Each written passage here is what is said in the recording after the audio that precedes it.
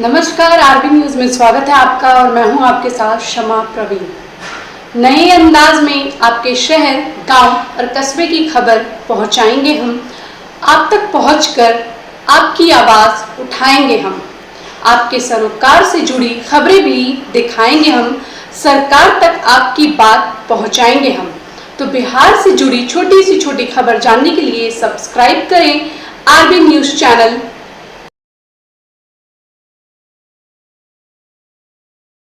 नमस्कार, मैं अंकित कुमार और आप देख रहे हैं आरबी न्यूज़ चैनल और साथ में है मधुप न्यूज़ 24। आज यहां पर संजौली मंडल में कार्य समिति का बैठक हुआ है और हमारे साथ संजौली मंडल का भाजपा के अध्यक्ष हैं।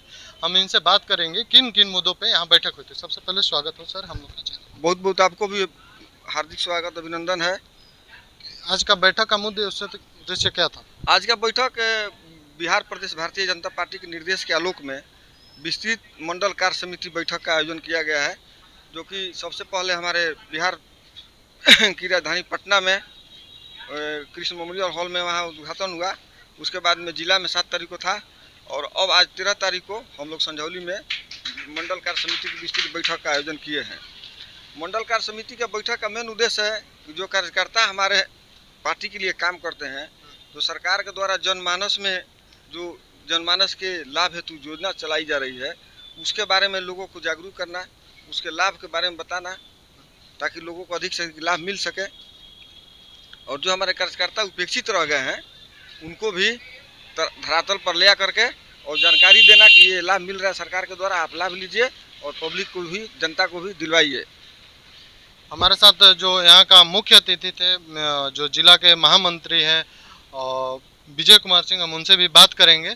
कि सबसे पहले स्वागत हो सर हमारे चैनल में। सर, आज का जो बैठक हुआ इसका मुख्य उद्देश्य क्या है? ये देखिए, भारतीय जनता पार्टी का जो है ये प्रदेश में विस्तृत कार्य समिति की बैठक हुई। हर 3 महीने पर जो बैठक होती है पार्टी का हमारा, उसके बाद जिला में होती है 3 महीने पे, उसके बाद मंडल में होती है। तो ये कार्य समिति का मतलब होता है कि पिछले 3 महीने के कार्यों की समीक्षा और आगामी कार्यक्रम को कैसे सफल बनाना है उस पर विचार। और ये दोनों विस्तृत इस मंडल कार्य समिति संजौली में आगामी कार्यक्रमों पर भी चर्चा हुई और विशेष रूप से आज़ादी का 77वां दिवस हम लोग मना रहे हैं, स्वतंत्रता दिवस। उसके लिए हर घर तिरंगा अभियान, जो भारतीय जनता पार्टी का एक एक कार्यकर्ता हर घर में तिरंगा अभियान को लेकर के चल रहा है कि आज़ादी के दिन हर घर में जो है 15 अगस्त के दिन हर घर में तिरंगा टंगे और पूरे विश्व में भारत का परचम लहरे। विपक्ष कह रहा है कि आप लोग तिरंगे पे राजनीति कर रहे हैं। तिरंगे पे क्या राजनीति करेंगे? हम तो लोगों को जो है अपने संगठन भारतीय जनता पार्टी जो है शुरू से ही जो है तिरंगे का सम्मान करती है।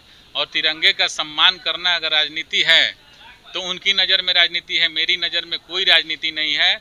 आप देखिए कि कहीं भी भारतीय जनता पार्टी का कार्यकर्ता अगर कोई भी आज कार्यक्रम, चाहे जो है स्वच्छता अभियान चलाया, चाहे महापुरुषों की प्रतिमा पर माल्यार्पण किया, कहीं भी भारतीय जनता पार्टी का झंडा नहीं दिखा, तो कैसी राजनीति है? बांग्लादेश पे जो कुछ हो रहा है उस पे बड़ा बीजेपी के नेता एक्टिव है और विपक्षी बड़ी हमलावर भी जो है। हमारे हिंदू भाइयों पर अत्याचार हुआ, जब देश का विभाजन हुआ बांग्लादेश का, जब बांग्लादेश बना उस समय हमारे 23% हिंदू उस देश में थे।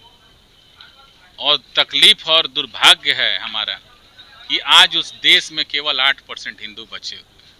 और वो 8% हिंदू जो है कहीं भी कोई गलत काम नहीं करते हैं, फिर भी उनके साथ वहाँ की सेना द्वारा षड्यंत्र रच करके, वहाँ की राष्ट्रपति शेख हसीना को हटा करके और उसको देश निकाला करके जो हिंदुओं पर अत्याचार हो रहा है, उसका हम कड़ी शब्दों में निंदा करते हैं और भारतीय जनता पार्टी इसका कड़ा विरोध करती है। अच्छा, जो अभी एक बिल पास हो रहा है वक्फ क्या नाम है उसका?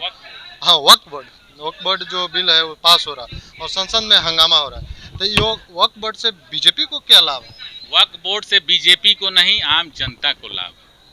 अगर आप उसकी सच्चाई में जाइएगा तो किसी की जो है जायज संपत्ति पर किसी जो है संस्था का अगर मालिकाना हक जमा देना और कि ये मेरा मालिकाना हक है इस पर, किसी की ज़मीन पर ज़बरदस्ती काबिज हो जाना और उस नियम के तहत जिसकी ज़मीन पर अगर संस्था काबिज होती है उसके खिलाफ जो है उसको कोर्ट में जाने का राइट नहीं है, उसको कहीं अपनी बात कहने का राइट नहीं है।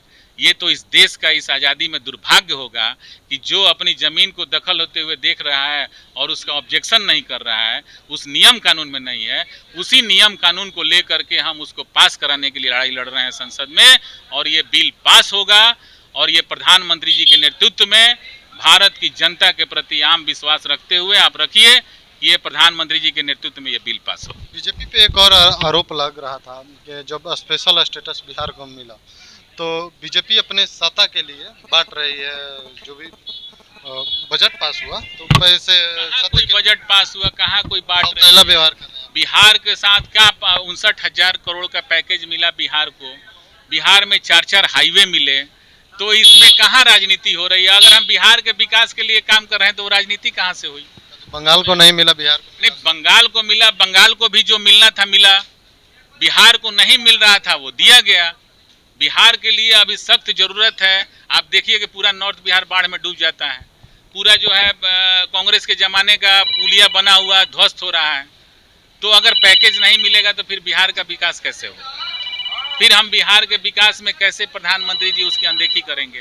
प्रधानमंत्री जी की नज़रों में पूरा हिंदुस्तान एक है, पूरे हिंदुस्तान का राज एक है और सबके लिए वो बराबर चिंता करते हैं। बिहार के नेताओं जब स्पेशल स्टेटस का मांग करते हैं, विशेष राज्य का दर्जा का, और इनको स्पेशल पैकेज मिल जाता है तो इस तरह का बयान देते हैं कि सौतेला व्यवहार किया जाता है। तो अगर स्पेशल स्टेटस मिल जाते हैं, बिहार के नेता विरोध करते हैं तो नहीं, बिहार का भी देखिए स्पेशल स्टेटस क्या होता है, विशेष पैकेज का आप जो है पढ़िएगा, उससे कोई फर्क थोड़ी ना पड़ता है। विशेष पैकेज की जगह अगर प्रधानमंत्री जी ने इस पैकेज को दिया तो उसमें क्या गलत किया? कहीं से विकास होना चाहिए, विशेष पैकेज दे के क्या विकास करिएगा? मेरे कहने का अर्थ नहीं समझे, हम समझे बोल रहे हैं कि स्पेशल पैकेज दिए तो इतने बिहार के ही नेताओं में विरोध हो गया कि सौतेला व्यवहार करें, सौतेला व्यवहार। आरजेडी के माननीय पूर्व मुख्यमंत्री विपक्ष अगर अपनी इस बात पे राजनीति नहीं करेगा तो फिर उसकी राजनीति कैसे चलेगी? उसकी राजनीति की दुकान कैसे चलेगी? वो अच्छे चीज़ों को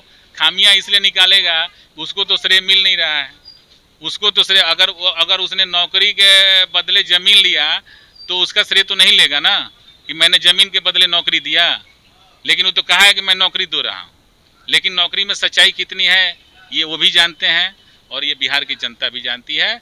और आने वाले दिनों में आप इस बात का मान के चलिए कि बिहार की जनता जो ऐसे विरोधी जो अच्छे कामों का भी विरोध करती है उनको जो है पूरी तरह से पुरजोर जवाब देगी और एनडीए की सरकार पुनः एक बार बिहार में बनने का काम करेगी। अच्छा, बिहार में नहीं, बिहार में ही नहीं पूरे रोहतास में भी बहुत सारे लोगों का समस्या रहता है कि हम अपनी बात मंत्रियों के पास पहुंचाएं। और बिहार बीजेपी कोटे से जितने भी मंत्री हैं, आप आजकल जनता दरबार लगा रहे हैं, जैसे मैं आज सम्राट चौधरी जी का, तो इसमें कैसे लोगों से मिल रहे हैं मंत्री? नहीं, देखिए भारतीय जनता पार्टी अपने नीति और सिद्धांतों पे चलती है, वो आम जनता के बीच रहती है, एक कार्यकर्ता की पार्टी है। अगर मंत्री भी जो है एक भारतीय जनता पार्टी के जो हमारे हैं वो भी एक कार्यकर्ता पहले हैं बाद में मंत्री हैं। पहले उनके लिए देश है, नेशन फर्स्ट है, उसके बाद जो है वो मंत्री हैं या विधायक हैं। तो इसलिए हम सभी जो है आज जो है अभी जिला विस्तृति का भी गठन सरकार ने किया। क्यों किया? कि आम जनता का जो है उसमें आवाज़ उठाया जाए।